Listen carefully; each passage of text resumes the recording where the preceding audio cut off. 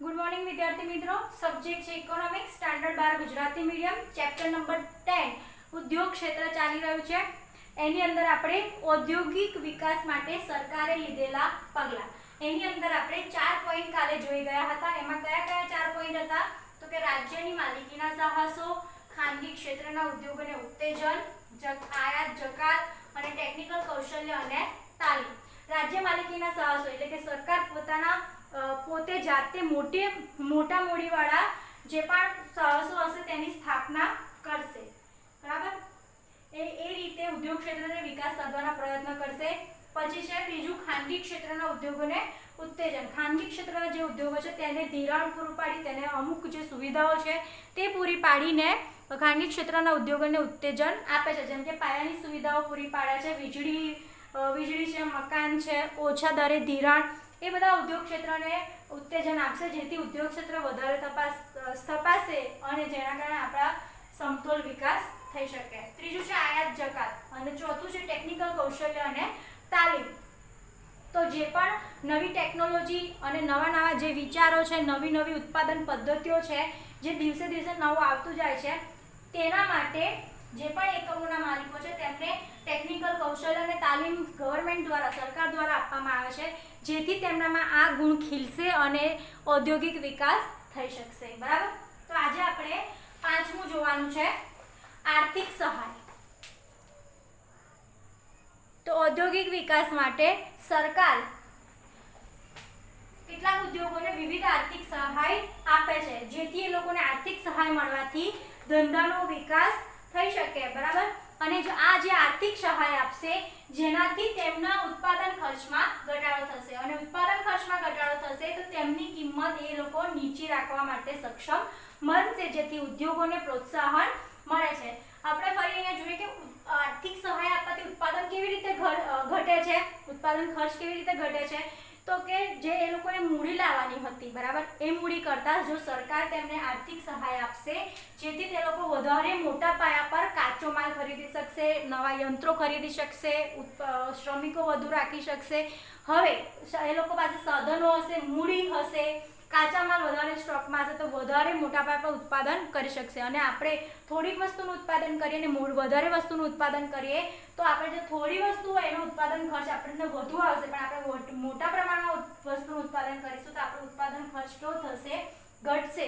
અને જો સ્વાભાવિક જ છે કે આપણને જો કોઈ વસ્તુ ઉત્પાદન કરવામાં સસ્તી પડતી હોય તો આપણે એ વસ્તુની કિંમત આપણો જેટલો થોડો ઘણો નફો કાઢી અને એનાથી થોડીક જ વધુ રાખીશું, એટલે કે આપણી બજારમાં આપણી વસ્તુની કિંમત નીચી હશે, જેથી આપણે વેચવા માટે સક્ષમ બનીશું અને ઉદ્યોગોને પ્રોત્સાહન મળશે, બરાબર. તો કે ગવર્મેન્ટ જે આર્થિક સહાય આપે છે તેનાથી ઉદ્યોગોને પ્રોત્સાહન મળે છે.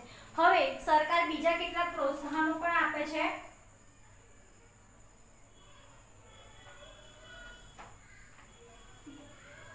સરકાર સસ્તા દરે ધિરાણ આપશે, એટલે કે જ્યારે પણ એમને લોનની જરૂર પડશે, જ્યારે પણ નાણાંની જરૂર પડશે, સરકાર ત્યારે તેમને સસ્તા દરે ધિરાણ આપશે, જમીન આપશે સસ્તા દરે, પાણીની સુવિધા સસ્તા દરે આપશે, વીજળી, વાહન વ્યવહારની સગવડો પૂરી પાડવામાં આવશે, જેના કારણે ઉદ્યોગોને પ્રોત્સાહન મળે છે. અને પહેલું મેઇન વસ્તુ એ છે કે ધિરાણ પણ આપશે, જેના કારણે તે લોકોને જે મૂડીની અછત હોય છે તે મૂડીની અછત પણ પૂરી થઈ રહે છે. અથવા એવા અંતરિયાળ વિસ્તારમાં જ્યાં ઉદ્યોગોની સ્થાપના થઈ છે ત્યાં આગળ વાહન વ્યવહારની, પાણીની, જમીનની, વીજળીની સુવિધાઓ, સગવડો પૂરી પાડશે, જેથી જે ઉત્પાદકો છે એમને આ બધા ખર્ચા કરવાની જરૂર રહેતી નથી, કેમ કે ગવર્મેન્ટ એમને આ બધા ખર્ચા કરી આપે છે, જેથી તે લોકોને વધારે ઉદ્યોગો આગળ વધારવાનું પ્રોત્સાહન મળશે. તો સરકારે લીધેલા પગલામાં એક આર્થિક સહાયનું પગલું પણ છે. હવે આગળ જોઈએ આપણે પાયાની સુવિધાઓ. ઔદ્યોગિક વિકાસ માટે સરકારે પાયાની સુવિધાઓ જેવી કે વાહન વ્યવહાર, રોડ, રસ્તા, પાણી, વીજળી, બેન્કિંગ, સંદેશા વ્યવહારનો વિકાસ પણ અનિવાર્ય છે. જેમ કે આપણે જોઈએ કે કેટલીક કંપનીઓ એવા એરિયામાં હોય છે કે જ્યાં આગળ બહુ ઓછા રેસિડેન્ટ એરિયા હોય, બરાબર. હવે એવો એરિયા હોય તો કોઈ ધંધો ત્યાં ચાલુ કરવો હોય તો પહેલાં તમને ત્યાં પાયાની સુવિધાઓ જોઈશે. હવે પાયાની સુવિધા આપણે કોને કહીશું? તો એક તો વાહન વ્યવહાર આપણને જોઈશે, કેમ કે આપણે જ્યાં બજારની આપણે જાણકારી રાખવાની છે, કાચો માલ ખરીદવાનો છે, આપણે ત્યાં આગળ વેચાણ કરવાનું છે, એટલે આપણે વાહનની સુવિધા જોઈશે. આપણે ત્યાં શ્રમિકો કામ કરવા આવશે, કર્મચારીઓ કામ કરવા આવશે, એટલે કે આપણે જ્યાં ઉત્પાદન કરે છે ત્યાંનું આપણું રોડ રસ્તા વ્યવસ્થિત હોવા જોઈએ. આપણે ઉત્પાદન કરવા માટે જ્યાં એકમ સ્થાપ્યું છે ત્યાં પાણીની, વીજળીની, બેન્કિંગની, સંદેશા વ્યવહારની સુવિધા હોવી જરૂરી છે.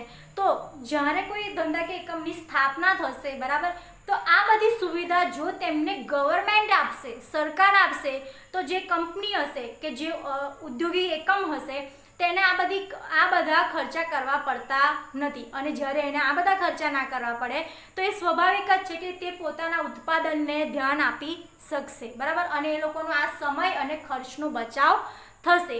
એટલે કે સરકારે ઔદ્યોગિક વિકાસના પગલા માટે એક આ પગલું પણ ભર્યું છે કે જે ઔદ્યોગિક જે છે તેમને પાયાની સુવિધાઓ પૂરી પાડે છે. આવી સુવિધા સરકાર દ્વારા પૂરી પાડવામાં આવે તો ઉદ્યોગનો સમય, નાણાં અને પ્રયત્નો ઘટાડી ન્યૂનતમ ખર્ચે ઉત્પાદન કરવા અને આંતરરાષ્ટ્રીય હરીફાઈમાં ટકી રહેવા સક્ષમ બને છે.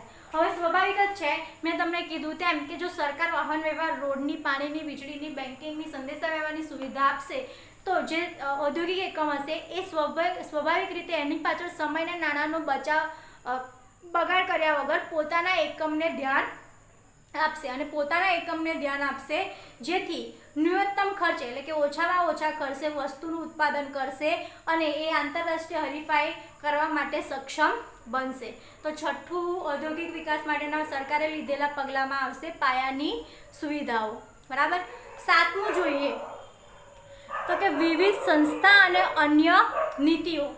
ઔદ્યોગિક નીતિ, નાણાકીય નીતિ, રાજકોષીય નીતિ, આયાત નીતિ, નિકાસ નીતિ વગેરેની ઘટાડવામાં આવી છે અને એમાં ફેરફાર કરવામાં આવ્યો છે. કેમ કે ઔદ્યોગિક નીતિમાં કેટલાક કરવેરા, બરાબર, કેટલાક રૂલ્સ રેગ્યુલેશન, નાણાકીય નીતિ, રાજકોષીય નીતિ, આયાત નીતિ, નિકાસ નીતિ વગેરે જો ઘટાડવામાં આવે તો ઔદ્યોગિક એકમો સરળતાથી ધંધો કરી શકે, સરળતાથી વેપાર કરી શકે. જો એમને એટલા બધા નીતિ નિયમો ફોલો કરવાના હોય, એટલી બધી નીતિઓને ધ્યાનમાં રાખવાની હોય, બરાબર, જેના કારણે ઘણી વખત ઉદ્યોગો બહુ મોટા પ્રમાણમાં આ બધી નીતિઓ ફોલો કરી શકતી નથી, એટલે તે પોતાનો ઉદ્યોગ આગળ વધારી શકતી નથી. તો સરકાર આ બધી નીતિઓને ઘટાડવાનો અને ફેરફાર કરે છે, જેના કારણે એ લોકો પોતાના ઉદ્યોગનો વિકાસ કરી શકે. આ ઉપરાંત ઉદ્યોગની ધિરાણની જરૂરિયાતો સંતોષવા માટે આઈડીબીઆઈ, આઈસીઆઈસીઆઈ, આઈએફસીઆઈ, એલઆઈસી વગેરે સંસ્થાઓની રચના કરાઈ છે. વિદેશી મૂડીરોકાણને આકર્ષવા માટે પણ સરકાર દ્વારા પ્રોત્સાહિત પગલાં લેવાયેલા છે, બરાબર.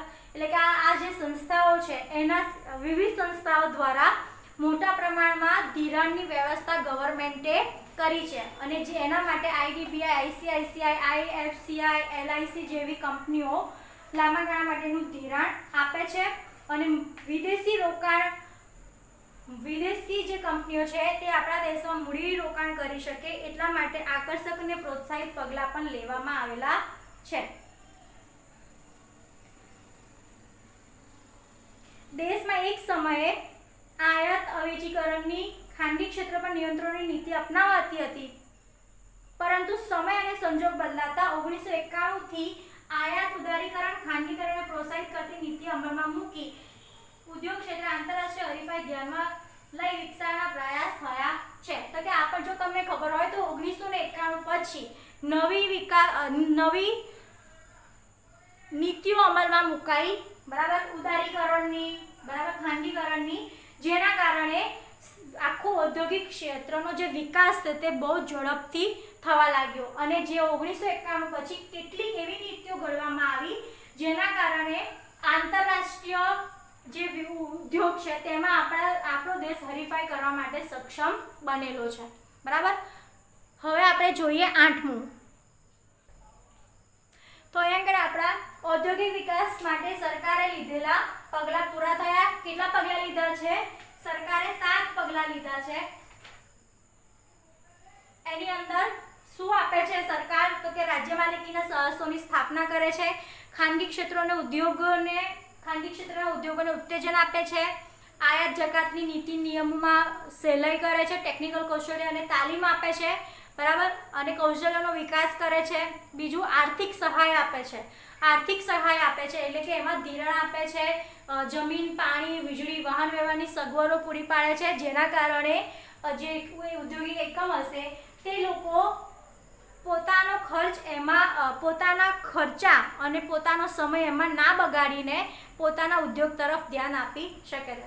સરકાર દ્વારા છઠ્ઠું છે પાયાની સુવિધાઓ પૂરી પાડવામાં આવે છે. પાયાની સુવિધામાં વાહન વ્યવહાર, રોડ, રસ્તા, પાણી, વીજળી, બેન્કિંગ, સંદેશા વ્યવહાર એવી જે બધી પાયાની જે સુવિધા છે જેના વગર ઉદ્યોગ ચાલી શકે નહીં એ સુવિધાઓ સરકાર પૂરી પાડે છે, જેના કારણે ઉદ્યોગો પોતાના ઉત્પાદન જે હોય એના પર ધ્યાન આપી શકે અને એમનો ઓછા ખર્ચે ઉત્પાદન કરી શકે અને આંતરરાષ્ટ્રીય હરીફાઈ કરવા માટે સક્ષમ બની શકે. બરાબર. સાતમું છે વિવિધ સંસ્થાઓ અને અન્ય નીતિઓ. તો કે ગવર્મેન્ટે સરકારે કેટલીક એવી સંસ્થાઓ એ છે જે ધિરાણ આપે છે લાંબા ગાળા માટે અને એ ધિરાણના કારણે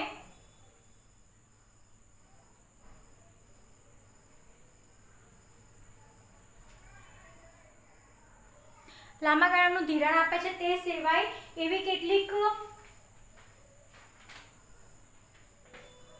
આકર્ષક પ્રયત્નો કર્યા છે જેથી વિદેશી કંપનીઓ આપણી કંપનીઓમાં રોકાણ કરી શકે. તદુપરાંત industrial act, company act, banking act, competition act વગેરે જેવા કાયદાઓ ગણીને અયોગ્ય હરીફાઈ અટકાવવાનો પ્રયત્ન પણ સરકારે કરેલો છે. તો જો તમને એક્ઝામમાં પૂછવામાં આવે કે ઔદ્યોગિક વિકાસ માટે સરકારે લીધેલા પગલાં જણાવો તો તમારે આ 7 પગલાં ડિટેલ વાઇઝ જણાવવાના રહેશે. બરાબર. તો તમને 3 માર્ક્સમાં બે ક્વેશ્ચન આવી શકે છે અથવા તો 2 માર્ક્સમાં તમને એવું પૂછી શકે છે કે ઔદ્યોગિક વિકાસ માટે સરકારે લીધેલા પગલાં જણાવો. બરાબર. તો જો તમને 2 માર્ક્સ